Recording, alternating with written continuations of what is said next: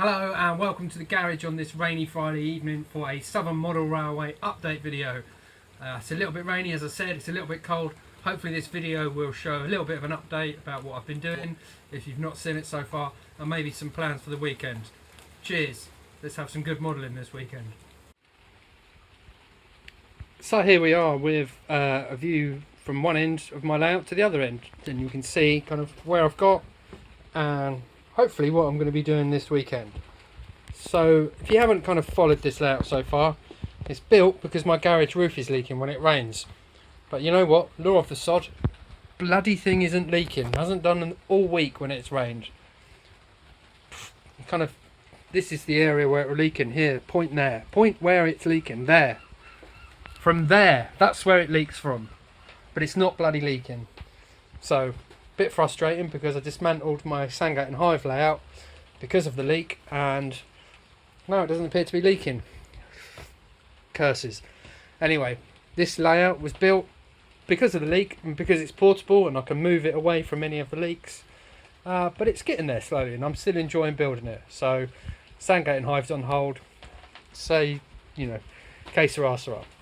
So what has happened so far? Well, obviously I've got baseboards, back scenes, and I'm starting to lay track.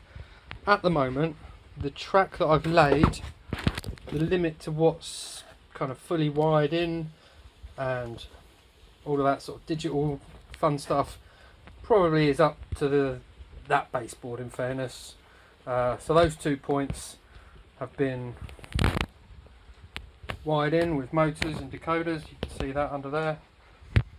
There's been some fiddly moments with that.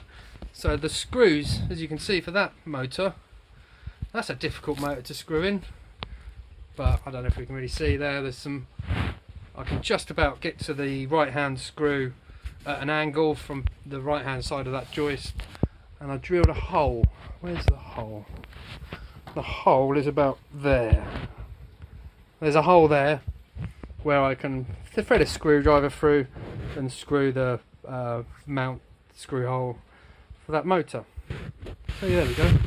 But other than that, I've generally been doing okay. So that looks like it's hindered, but that point motor can be screwed from sort of either side, and so far so good. So here you see when we start to do these point motors, point motor there, it's going to be clear.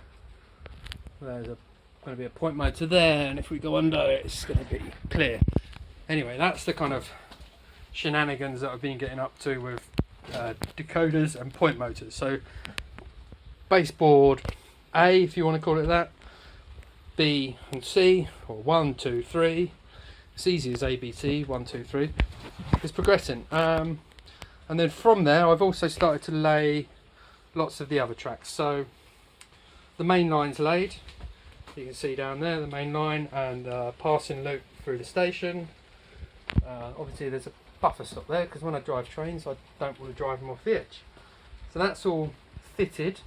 The droppers are all soldered on and they're hanging down, basically ready to stick the pointer motors under from the bottom, wire in the decoders and connect it all up to the bus. You can see my bus at the back here. I've wired in a lot of the track already that I just showed you from that main line that I've laid. Yeah, so it's all kind of coming along.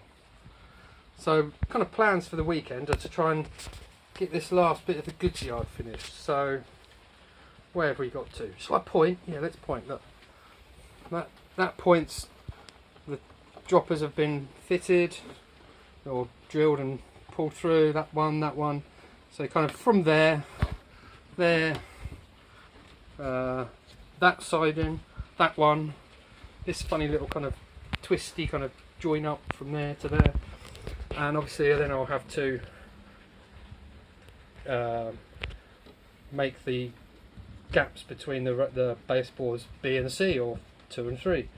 So I've got 1, 2, 3, 4, 5, 6 tracks to bridge the gap between the baseboards, and you know I can show you here how I've been doing it. I've been keeping it really pretty simple. So lots of people go for the kind of that printed circuit board, kind of copper clad sleeper type stuff, and they solder the track down, and it's all really quite permanent and rigid. When I did my Ramsgate layout, my Folkestone Western Ramsgate layout, I had a wheeled out section, and I found that this method of just screwing it in, that's not moving, and it's a good join that's going to stay solid, especially once it's ballasted and all that sort of stuff. But for now, that also, as well as being firm and fixed, it does allow for some, you know, I can unscrew it a little bit and rejig it if need be. But it works fine. I've used that sort of system before. It's as simple as you like. Lay the track up to the edge, cut, put the next bit, there's a gap there, that's fine.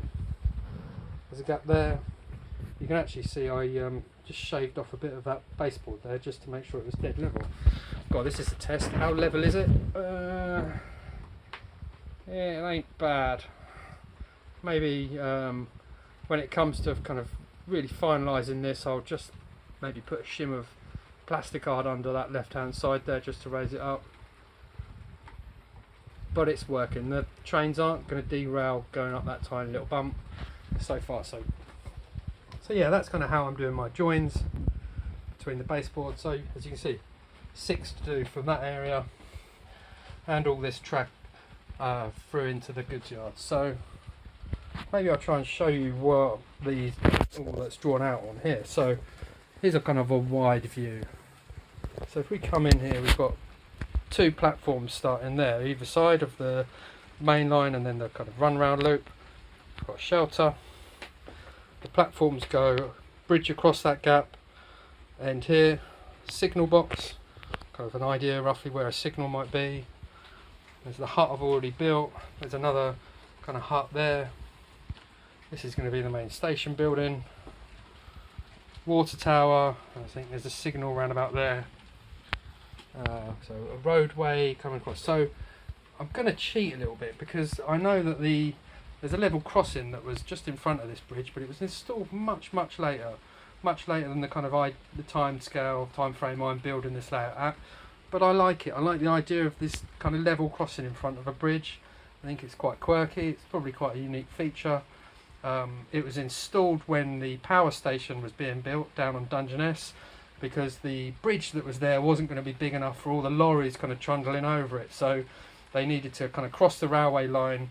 I think this is right actually, they had to cross the railway line and couldn't use this bridge, so they installed a level crossing. So it was a much later installation, later than what I'm doing, which is, I'm probably thinking like pre-war sort of look and feel to it, maybe even earlier, depending, you know, not really that bothered, but kind of somewhere along that. So you've got a road that kind of runs up parallel to where the road will be over the bridge, but then it feeds around in front to the station building, and then it's going to feed through into to the goods shed, and there's going to be cattle dock there, cattle pen, is that CP? Oh no, anyway. So there's the kind of location of the station building. It's all much further down the line. I haven't even measured up actually if that is the right size of the station building. It's a complete guess. I'll be counting bricks at some point. But anyway, that's the kind of status quo so far. You can really start to see the track work there.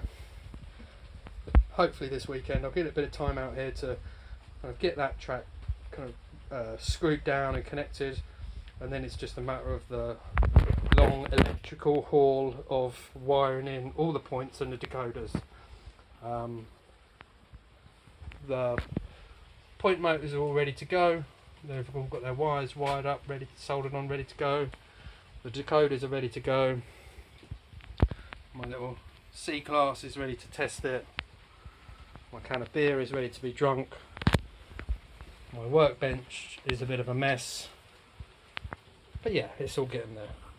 I think you can see the progress of what's happened so far, and just kind of these views are looking. So imagine this is a little camera angle that would be, if you were stood on the bridge, a view that you will find in, if you search Lydd Town Station, these are the views you're going to start to sort of see it from. That's a view I've seen a photo of. I've also seen a lovely photo from a kind of a view around there.